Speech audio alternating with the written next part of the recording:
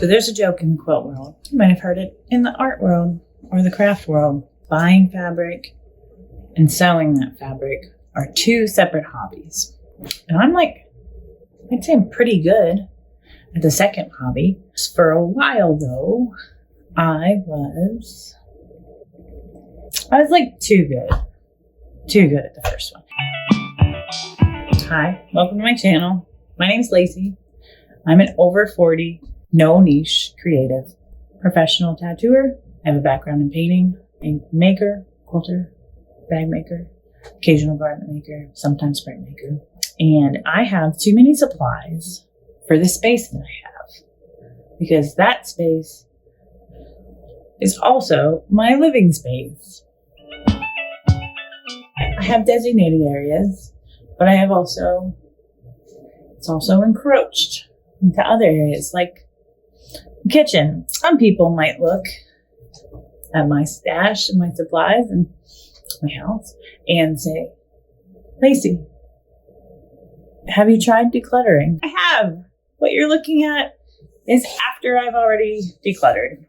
I think that decluttering is great. There's a big difference between plates and your fabric stash and your art supplies, because your art supplies represent potential.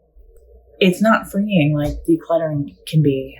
So when you try to let go of the idea, the supplies for the idea, that project you had in mind, it can make you feel guilty. It can make you feel like a failure. And you can feel like you're wasting that inspiration. And inspiration is not to be taken for granted. I want to clear the space, but I don't want to just get rid of my stuff.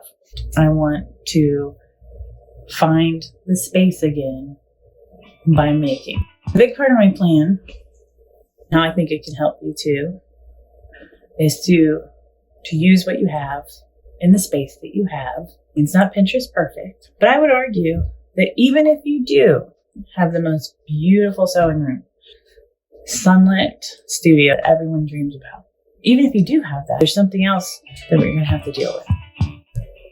Every artist deals with blank canvas, what to do, what to make, decision fatigue. The real key to working through decision fatigue as an artist is parameters.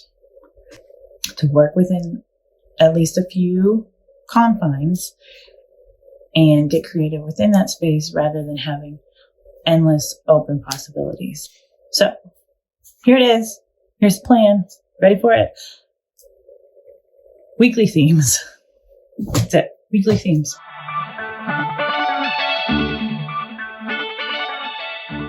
Recently, we were watching the latest series of Bake Off. Bake Off always has bread week. They always have pastry week, vegan week, 70s week. This year there was an autumn week.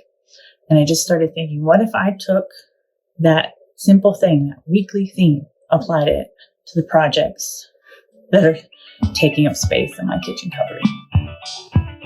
What to expect from my channel? Like I said, no niche creative. I want the tutorials to be beginner friendly, but I also want them to be adaptable, that if you are more experienced, you can do it fast, because fast is what's going to help declutter. Painting videos, some live streams, even if you aren't a maker yourself or an artist, I'm going to do some like relaxing painting. I always think that's fun. My partner is a musician. Music won't suck. I talk about art, music, artists I like, artists inspire the week, the TV shows that the week's about. Keep in mind that this is also about trying to be a bit more sustainable. I'll be using what I have, and I'm not the type of artist that knows exactly who made the supply, where it came from. I don't want people to have to get a specific fluid acrylic because that's what I'm using. Just use what you have, because that can create more potential. Like there's more creativity in that. The old saying from the early 20th century, make do and mend. And I think like make do and make. If you want to check out more of my work, my Instagram, it's mostly portfolio. It's a lot of tattoos, but there's makes on there. And, I've done 2 different 100-day projects, so you can find those and get a good sense of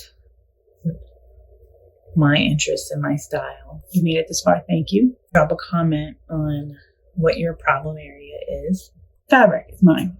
I have bolts of fabric because I live in an area where you can find bolts of fabric for $9. Make, do, and make, and I'll do the same. Thanks.